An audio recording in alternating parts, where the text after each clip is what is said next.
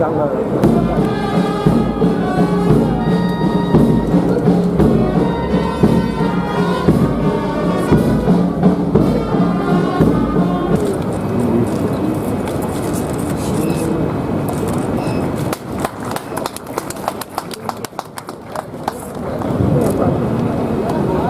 invite the Vice Chancellor to deliver the welcome address and present the report on the academic achievements of the University for the year 2022-23.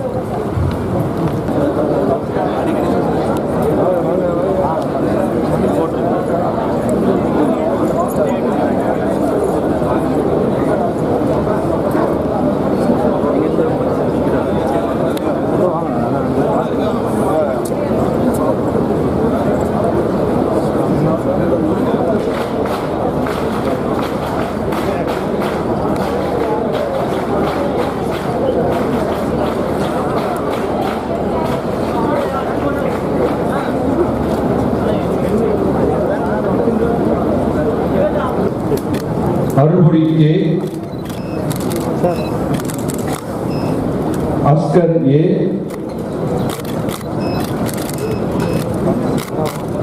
Babu M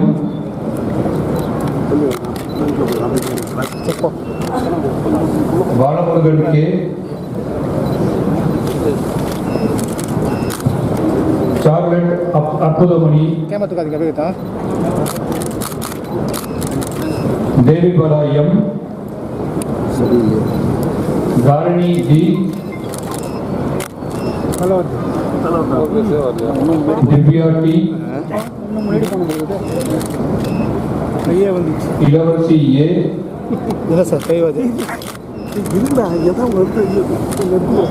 Gita A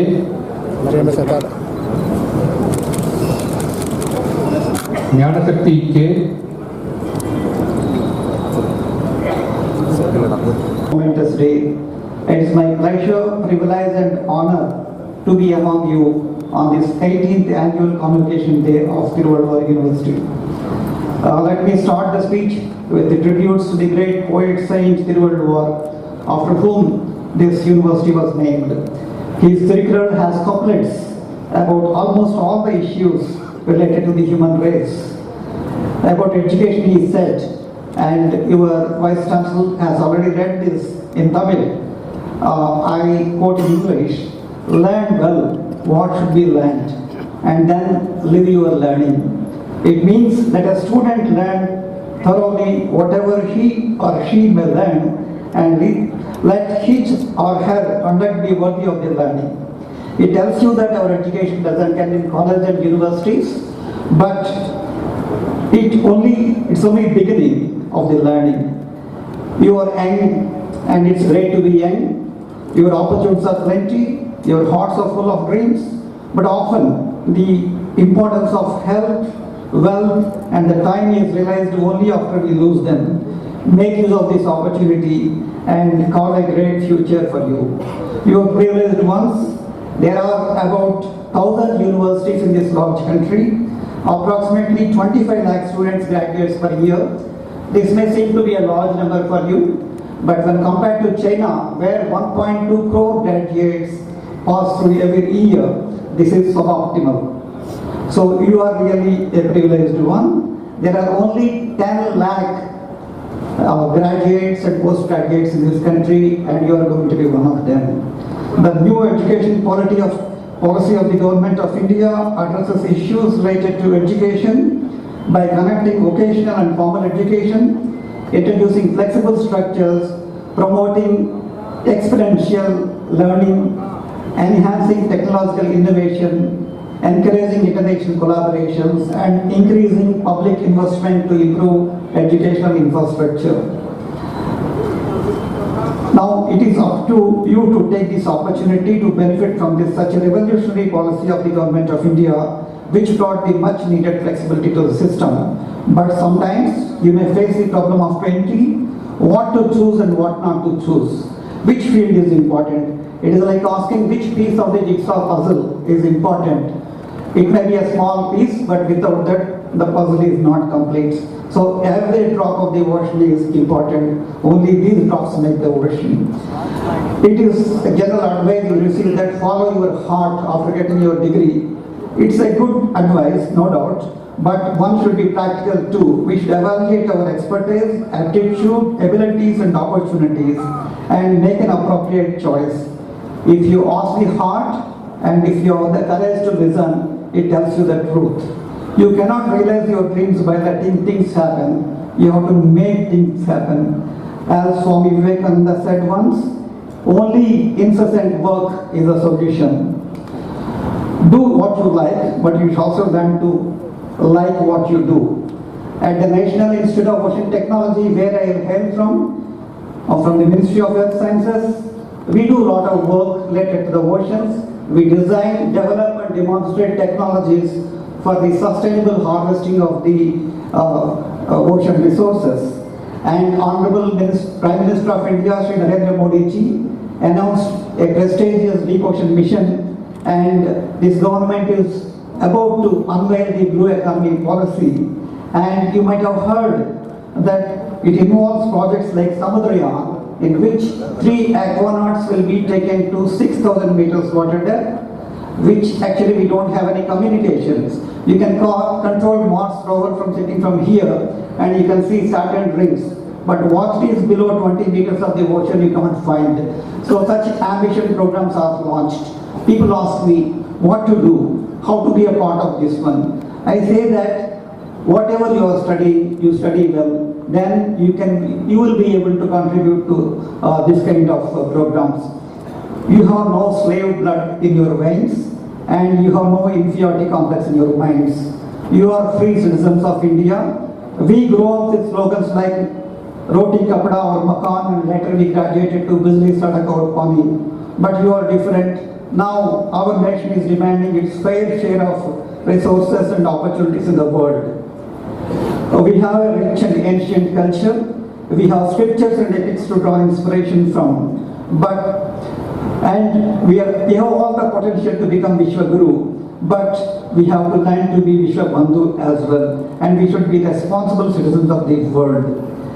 India is now the fastest growing economy. We could withstand the problems of the worst ever pandemic and world economic gloom. We are the democratic oasis in this part of the world. In short, we are extremely fortunate to live in this country at this time and this Amrit Kaal. Let us not waste such a great opportunity.